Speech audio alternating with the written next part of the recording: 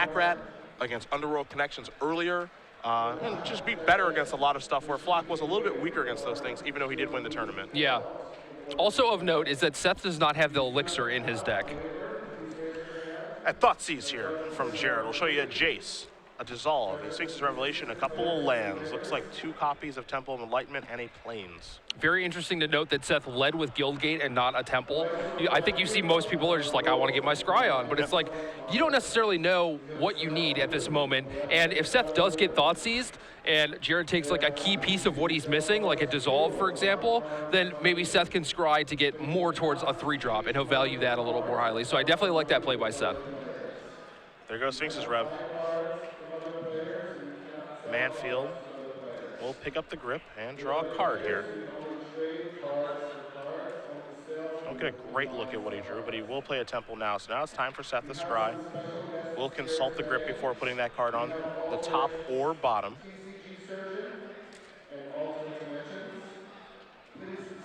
And it will go on the top before passing the turn back over to Boettcher. Boettcher draws a copy of Sign in Blood for the turn. Does have a second land to play. You see the Watery Grave as well as a Mutavault, Swamp as well. We'll deploy Pack Rat before passing the turn back. So we're gonna put Seth to the test right away. Knows Seth's hand for the most part. Yeah, and I like that play a lot. I mean, it's very easy to say that Jared could just cast Sign in Blood that turn, right? And, you know, just develop his hand a little bit, give him more resources, but like you said, he saw Seth's hand. He knows that he didn't have anything. Now he has a Last Breath, but I do feel like putting pressure on them early, making them have to react, and if it forces Seth to scry into a card that he wouldn't otherwise scry into just to answer that Pack Rat, like a Supreme Verdict or something, like Jared is very happy with that. Sign in Blood's gonna resolve now. That'll draw Boettcher 2 cards at the cost of 2 life.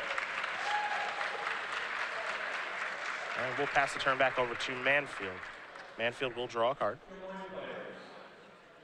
When you always got Jace over there, if he decides to deploy Jace, he's gonna have to move it up because that Mutavault that's in play. I guess he doesn't have to. Yeah, he certainly doesn't have to. I've seen a lot of blue-white control players who just play the Jace, draw a card or 2 off it, and then lose it to a Mutavault just because that eats up a lot of the mana on the black player's turn. I think Dan Snow has like a brunch appointment or something. I'm not quite sure. He's up a game already, so. Oh yeah, he's got places to be. Yeah, he's got other things to do today, I guess. He's just like, I want my trophy, I want my money, and I'm leaving. So Jace is taking down. You see D-Sphere, Hollow Fountain, and a Mutavault. The lands versus the spell, and it looks like the lands are going to go to the grip. Chances are Seth does lose that Jace next turn, but he did pick up 2 cards off of it. Yeah, I mean, and is that the worst trade? You get half a Time Walk, and you draw 2 cards? I don't mind that.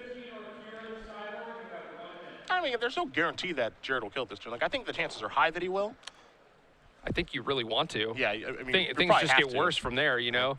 Next turn he takes it up, your Mutavault's only dealing it 1 damage, and it's much more difficult to remove. So Mutavault does take care of Jace. You saw Boettcher play the Temple there as well. Manfield will play a Mutavault. 5 lands in play for him. And just simply pass the turn back over to Boettcher. Boettcher will draw. Copy of Desecration Demon. See if he wants to put the big 6/6 flyer out here just yet. Looks like he's going to lead maybe with a Nightfell Spectre instead, and that's what he will do. Manfield gives that the A-OK. Watergrave's going to come in and play tapped, pass the turn back. Seth will cast a copy of Jace's Ingenuity. That's the one of. That is the 5th Sphinx's Revelation. That is timely. Yeah. We have seen some players play Opportunity in that spot before. Yeah, I think Ingenuity being a 5-mana spell that curves perfectly into Elspeth is basically what you want. Yeah. Opportunity is the slightly more powerful card, but again, these black decks don't give you all that time. It's a good time for Seth to have that one. He will take advantage. He's going to play a Hallowed Fountain. Just pass the turn back over to Boettcher. Boettcher will untap those lands, take a draw here. Picked up a Mutavault for the turn. You also see a Swamp there as well. The Desecration Demon and a Hero's Downfall hiding out. But I think this game is going exactly the way Seth wants it to, and how I feel like game 1 goes a pretty decent amount of the time. Yeah. Jared's going to try to pick his shots here. There's going to be an Azorius trying to put that on top of the deck. Yeah, I think Jared did pretty well in the early game, having like Thoughtseize, Pack Rat, Silent Blood. But now Seth is just kind of pulling ahead with like the Jace, into Jace's ingenuity. Now he has a full grip, and you know, this is the part of the show where Jared probably starts drawing removal spells that aren't very good. And you can tell right now, at least it feels like to me, that Seth is aggressively trading resources. He's, Charm your Nightfell Spectre, dissolve that Desecration Demon. He's probably trying to get his hand empty so he can maybe cast a Revenant of discard. Right. And also just keep Jared's board clear, you know? Like, you don't want anything getting out of control. Yeah, you're at 20, you're pretty healthy, but I think it's much better to just stay at 20. That gives you a lot more time to potentially draw into a Sphinx's Revelation if he doesn't already have one.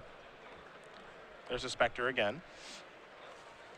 A Swamp from Boettcher, just going to pass the turn back. Nope, there's a Rev. The first one will be for 4. Manfield's going to go up to 24, but more importantly, he's going to draw 4 cards. And I know that you felt that game 1, Seth was going to do pretty well. I don't know how big of a favorite, percentage-wise, but things are definitely in his favor game 1. Yeah, I mean, percentages are weird, right? It's like, you can say it's like 60%, 70%, I don't know. But we've seen Jared beat like the Rebel Red decks consistently. Yeah. Aside from Tom Ross, I think he's 4-1 against the deck over... From what we've seen. Yeah, over this weekend and last weekend, which is really impressive because his percentage is not 80%, Yeah.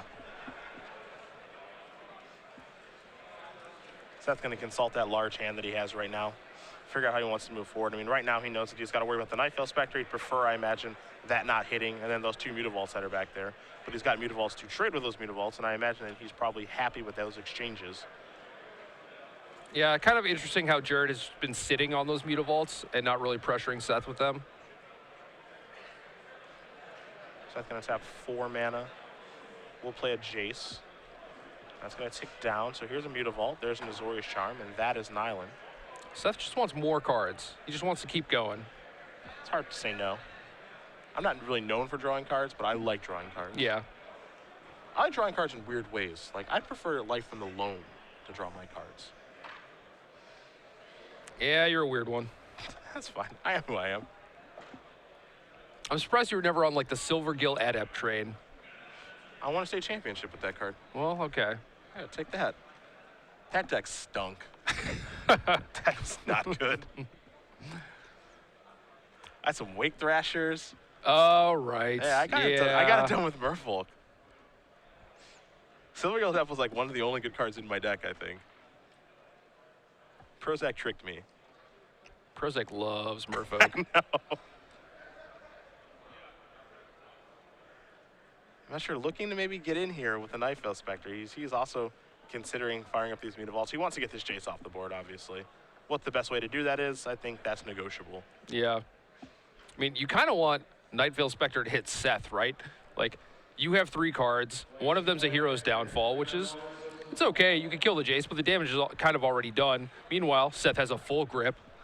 And one of the ways I think Jared could get back in this game is, like, hit him with a Nightveil Spectre, maybe hit a Dissolve. He does have 2 blue dual lands. Maybe if it's a Plains and, like, a Sphinx's Revelation or something, like, that's a way to kind of catch up. But other than that, I think he's probably in trouble here. He didn't have the connections going that he really needed to kind of, like, keep pace with Seth.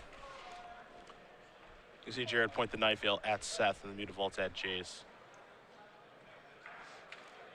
Seth's going to go reaching for some mana here. We know he has an Azorius Charm in his hand. Also a Last Breath. Yeah. So he's going to take care of 1 Mutavault. Maybe charm the other one here. Yeah, so he wants to keep his Jace. Yeah, try and get 2 more cards out of Jace. Spectre will hit. Let's see what this card is. Verdicts. That's not the best one. Yeah, it's probably not what Jared wanted, but, you know, there really aren't too many things that Jared could hit. Like, Dissolve would be the best one for now, I think, but Spectre is something that he wants to do work over the course of several turns, which is very unlikely to happen against Seth's deck. Yeah, Seth has all these copies of Last Breath, which are quite good in the matchup. Yeah, especially since Jared is one of the few people who's actually playing Nightveil instead of Lifebane Zombie.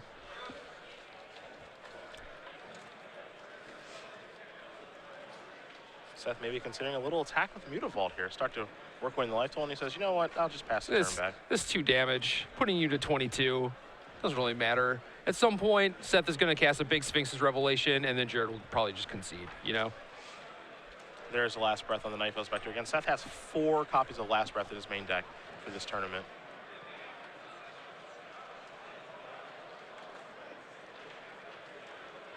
Boettcher has 5 mana, boring old Gray Merchant.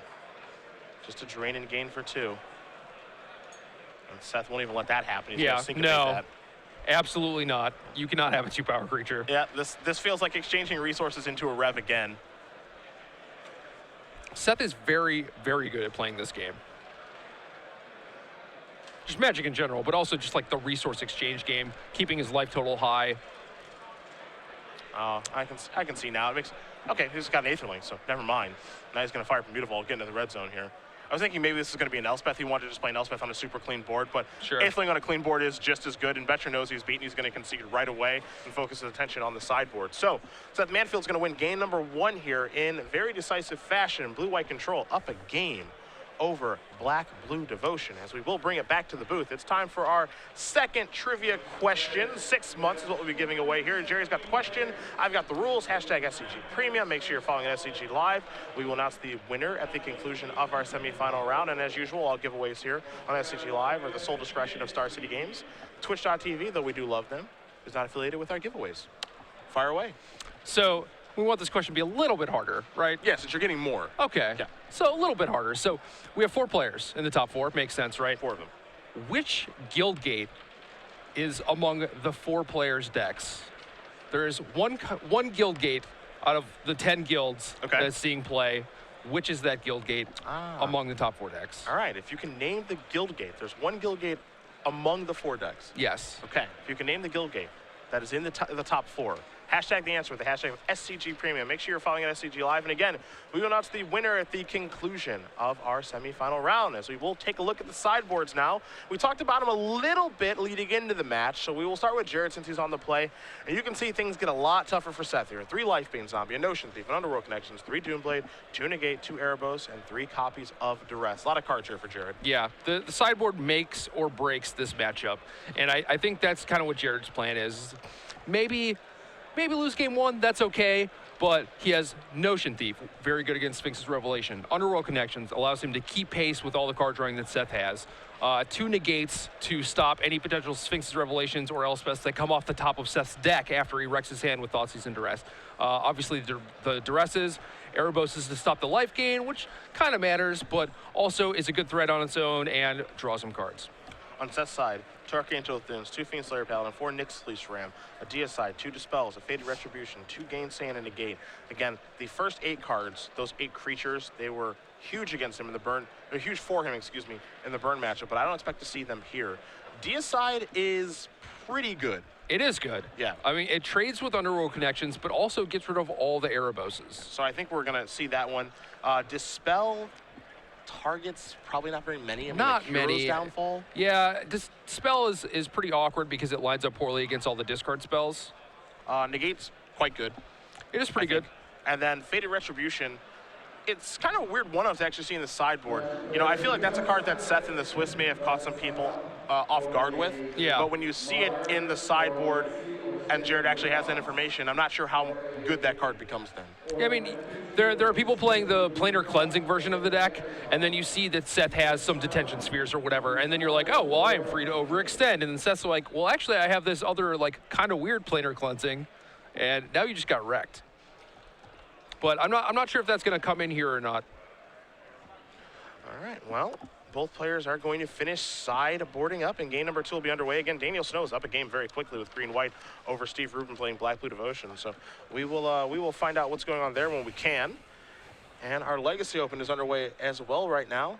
Can see Brian Braun to win, Shahar Shenhar, Alex Burton Sr., Gerard Fabiano, Ross Merriam, bevy of other players doing battle.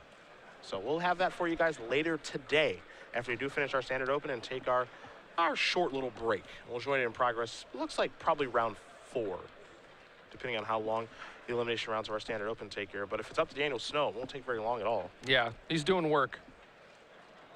Cutting people up with green-white. It's always there, lurking in the background. Yeah, just one in the top 8 or something. And it's like, I don't think anyone, it's weird, like, I don't think anyone, like, is like, man, I don't want to play against green-white. You know, that matchup's terrible for me. But they can just lose to it. Yeah, I mean, it's one of the things where you go back to your friends, you're like, oh, I lost to green-white. They're just like, oh, you know, that happens occasionally, you know. But, yeah, I don't think anyone's just like green-white is my worst matchup. Yeah. What happened? I just got ran over by green-white creatures. Ah, okay, whatever. Yeah. But Daniel Snow. Mana is creatures. Yeah, Daniel Snow quietly 9-1. Yep. Quietly won his top 8 match. Yep. Quietly up a game. It's not going to be so quiet soon. Well, we'll see. Might be We'll the see. champion soon.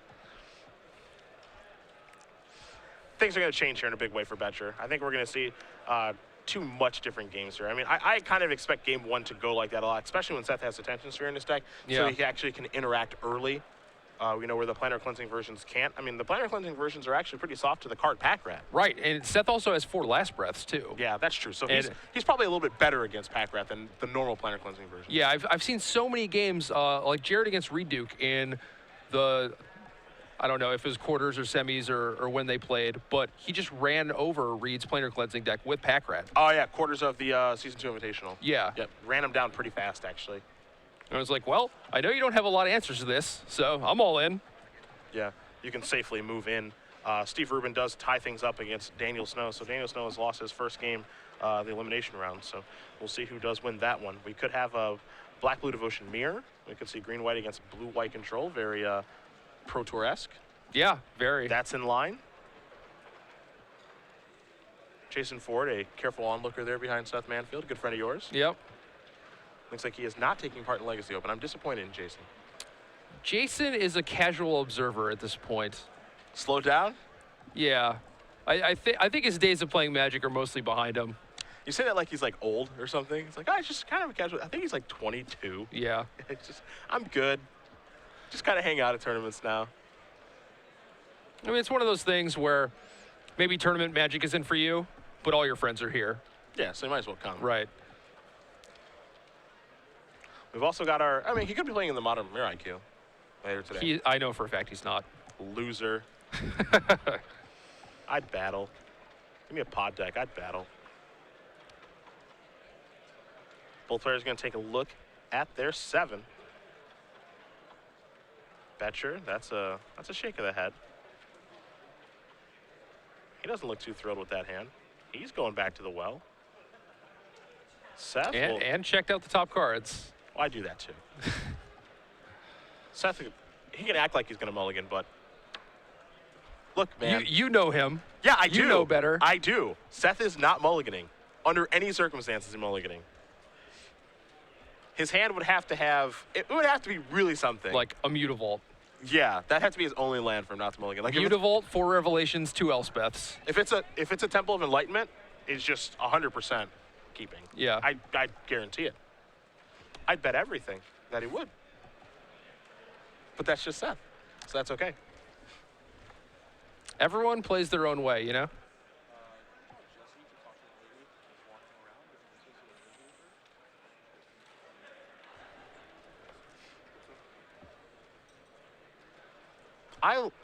Who likes to mulligan more than anyone you know? There are people who hate mulliganing, like Gerard and Seth. Who likes to mulligan a lot? So I like mulliganing in general. I don't like shuffling. So everyone says that. Listen, on Magic Online, I am far more likely to just click the button than I am to like pull the trigger in real life. I love shuffling. Like, I do. I mean, if I had cards right here, like I would be shuffling them. Yeah. Right? I love shuffling. People are like, I don't like the fetch lands, got to shuffle so much. But the problem is when you're in a tournament setting and like you just want to play Magic. Like I want the turns to happen. I don't want to shuffle while I'm supposed to be playing. But if I'm sitting, then I want to be shuffling. Dude, I love it. It's weird. I don't know. I love it. You're so wrong. I don't want my opponent to sit there and wait while I'm like mulliganing or like cracking a fetch land or whatever. It's so good. I feel like I'm in the minority on that one, but I love shuffling so much. I remember when I was a kid and I would watch, like the pros play when I was like 15 and stuff, and how they would like, snap the cards back and forth their hands and stuff. Yeah. I would just sit like watching TV with my dad, and I would just do that because I wanted to be like the pros, and then like I learned how to just like shuffle well. I just love shuffling so much. A Thoughtseized here from Jared. Gonna start the show. Got 2 dissolves. a Banishing Light and a couple of lands here. 2 islands, 2 plains. So no blue-white dual lands, no scry lands, no mutavaults, none of that cool stuff, but a pretty good hand. Yeah, basically perfect mana. I mean, all 3 drops, but a lot of redundant answers to things.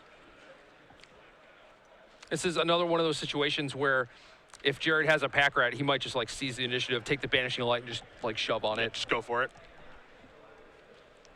It would force Seth to draw Detention Sphere or Supreme Verdict. I don't hate it. There goes the Banishing Light.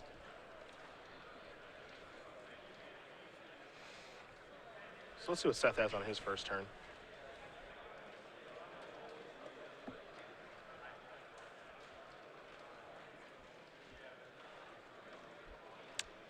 So I think he drew a Temple of Enlightenment. Just trying to figure out, should I play this now? Do I know what I want? Duress time. So no pack rat. So Dissolve's going to leave. And Jared working with basically perfect information. Doesn't know the card that Seth is going to draw. Seth will draw a card. He's left with a Dissolve. He will play a Plains. Pass the turn back over to Boettcher. Boettcher will draw.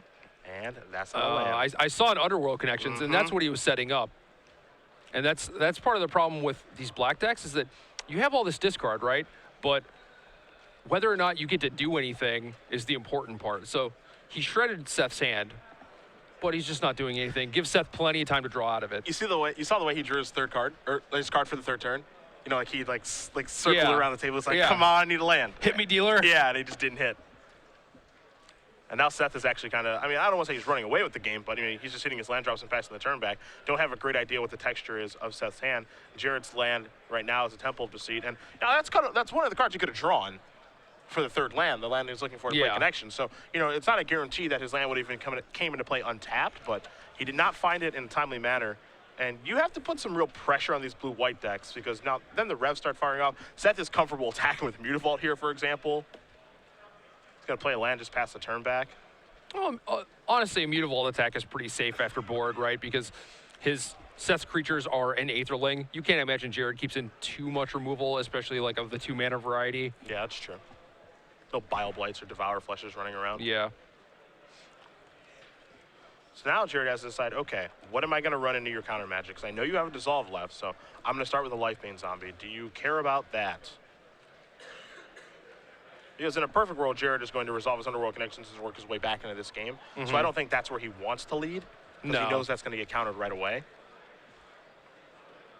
So now he's got to go with test spells and say, all right, Lifebane Zombie, I'm not going to hit anything, but it is, a clock, so do you want to take this?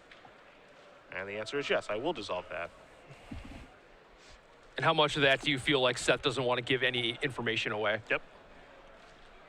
Solve Scribe's top card to the bottom. Seth is going to come in here with Mutavault yet again. What this means to me, if Seth is attacking Mutavault, it means he doesn't have a Rev. Yeah, you would think he would keep open the 6 mana so that if Jared drew a Thoughtseize or Duress, he could just Rev for 3 in response. Could also mean that he has 2 Revs. That's fair. Or 0, yeah. Jared going to go with the connections here. See if this resolves. Seth's already down 2 dissolves. Doesn't mean he doesn't have answers, but looks like that is in. And that's a start. Yep. Now, Jared's got to make sure he activates this on this turn. I'm not sure if he did. We saw that once before. Okay, he's going to dissolve this. Never mind. So that's taken care of. And Seth's going to leave that on top. Don't know what he left. But it was pretty quick. There's an island. This is a window for a card like Aetherling to come down, but it's just another attack with Mutavault. So Seth is just continuously chipping away, and there's an Elspeth. That'll work just fine. That is basically an Aetherling. Yep. Seth's shields are down right now, but he's at such an advantage he can do that. There's 3 Soldier tokens. And you see Jared's hand with another Underworld Connections, a couple Desecration Demons, which are not very good against that Elspeth. And it was, those 2 missed land drops that set Jared behind. He would have much rather had that sort of exchange 3 turns earlier, where like he would have had 3 extra turns to potentially play spells, and Seth would have had to answer them or else just be under the gun. So Now he's just way too far behind. Even if he actually removes that Elspeth with a hero's downfall or whatever, you know, he's still pretty far behind. Yeah, those are exchanges that Seth is fine with Jared making. Yeah. Kill my thing. Okay. I have 3 soldiers and a mutavault. You're at 10 life. Take it for 5.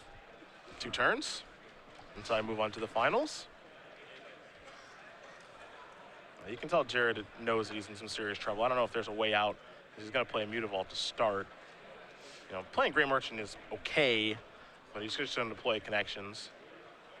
Pass the turn back, probably with the intentions of deploying Grey Merchant next turn. Yeah. To get a little bit of life back. Yeah, but really, once Seth has 6 soldier tokens, it's very unlikely that Jared kept in something like Bio Blight, and those soldiers are almost certainly just going to kill him. Seth is going to keep the pressure on. It's an attack for 5.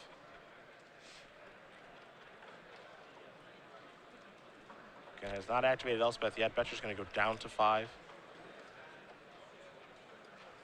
Seth will move the elevator up on Elspeth, so here come 3 more soldier tokens. That's a land. Seth is comfortable just passing the turn back. Boettcher's going to go down to 4. Looks like he may have picked up, yeah, another copy of Desecration Demon. Those are so poor right now. Draws a copy and a gate. That would have been pretty nice a little bit earlier. Yeah.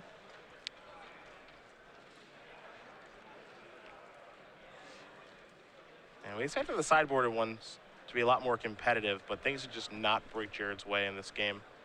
Really needed that 3rd land. Started off with 2 discard spells, which is what you want to do ideally. Yeah. Seth's hand wasn't great. Took a Banish Light, took a Dissolve, left him with 1 Dissolve. Didn't draw the 3rd land on time for Underworld connections, and things kind of spiraled from there. And Boettcher has his customary 25 lands in his deck, and he will extend the hand. So Seth Manfield is going to win this match over Jared Boettcher. And Blue-White Control is moving on to the finals, where he will play against either Daniel Snow, playing Green-White Aggro, or Steve Rubin playing Black-Blue Devotion. We will find that out.